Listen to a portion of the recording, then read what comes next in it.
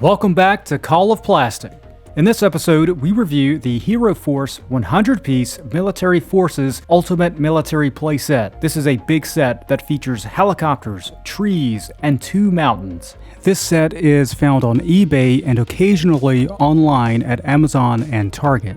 Hero Force is an entire series of toys, some of which we'll review in the future. This review is a follow-up video to an earlier review of the 72-piece Hero Force set that features jets instead of helicopters. The link to that video is in the description below. For now, we remain on task. Let's recon.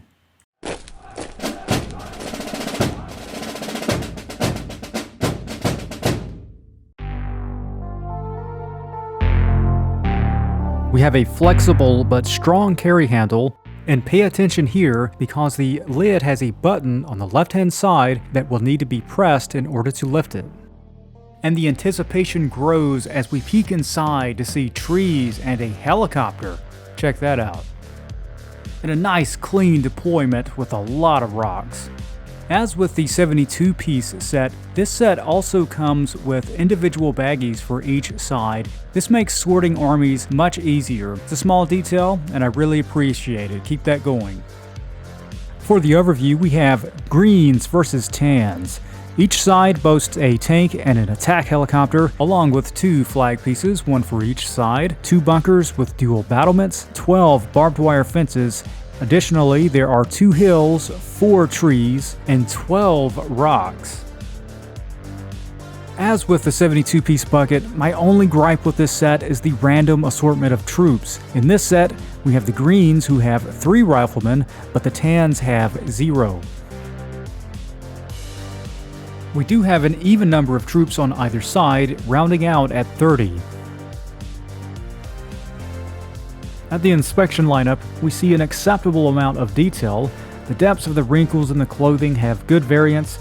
Each soldier is equipped with a gun belt carrying essential items such as Doritos or Takis.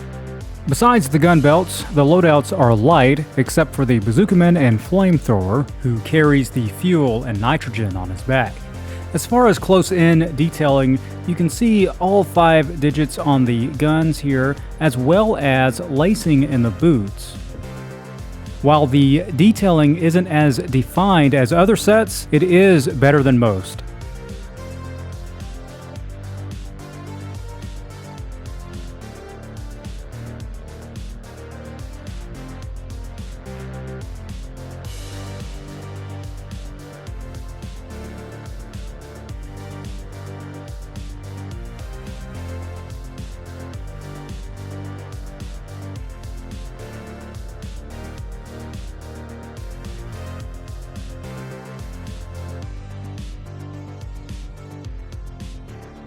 As we take a closer look, we see pockets on the BDUs, and we can see on this particular model that he is wielding a bayonet. These models are full-bodied, and that means that from the sides, the body is full. Other sets of cheaper quality are almost flat in appearance when turned to the side. And the radio man is giving a sit rep with a small box representing a radio on his back. There's a wire connected from the bottom of the radio to the phone that he has pressed against his ear.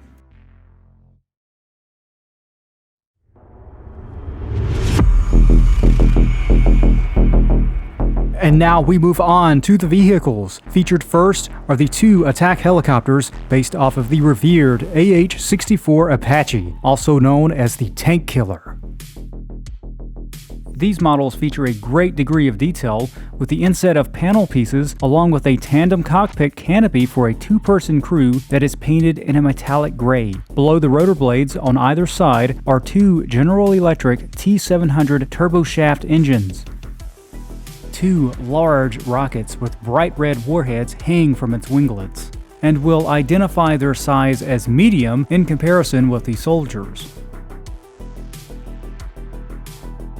Examining the choppers further, we see 2 wheels that come down below the cockpit and 1 in the back. You can see sensors and optics on the nose of the helicopter, but beneath we are lacking something significant, and that would be the 30mm gun which is present on the real-life models. Perhaps that's because these molds are hollowed out underneath.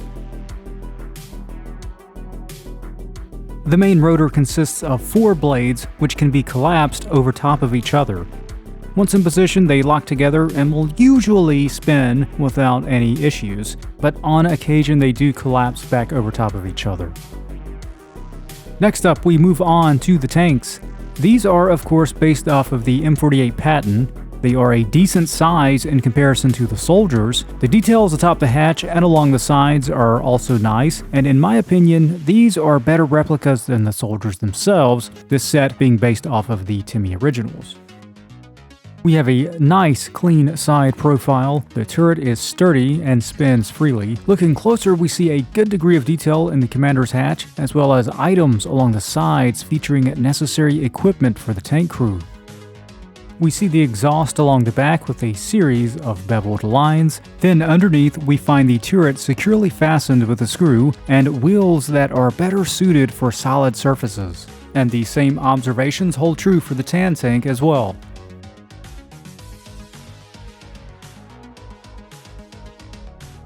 And we march onward to the props. We begin with the 2 flag pieces that stand high above the soldiers' heads. The stickers fit perfectly into the insets and feature the Hero Force logos, with the eagle outlined in green and the other tan. The base is sturdy and stands well. This set comes with 2 bunkers featuring dual battlements. The texturing on these is highly pronounced and defined. They easily pass the clearance inspection, with the gunners clearing the battlements, while the flamethrowers can clear the entirety of the bunker. It's important to note that these bunkers can easily accommodate 3 soldiers, making them a central point for defense.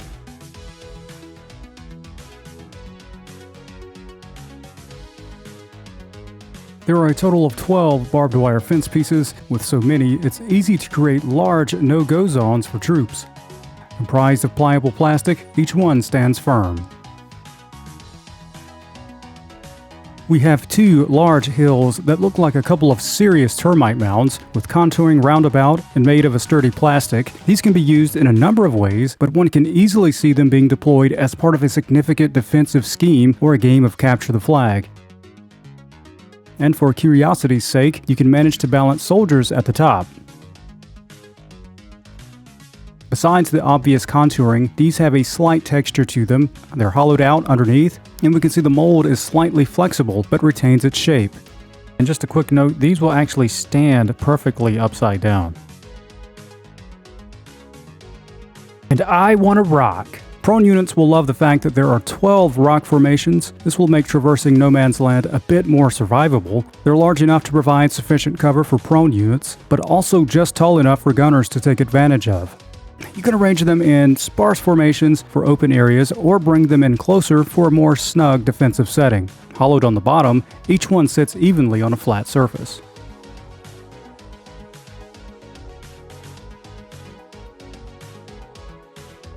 And finally, we have 4 sets of trees, 2 per mold for a total of 8. These are a type of palm tree, and I wish they had more of these. Perhaps instead of so many rocks, maybe add more tree sets. The tops consists of 2 layers of green leaves and branches. The upper layer is a lighter shade, and the lower is a darker shade.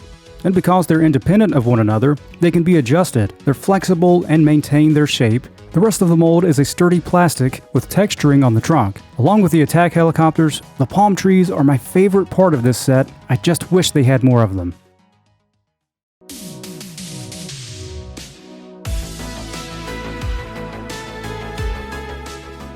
This has been the Hero Force 100-piece Military Forces playset. This was a fun set to review with an awesome set of Apache helicopters. If this review helped to inform you, then like, subscribe, and comment. And if you find this available for purchase besides eBay, comment below.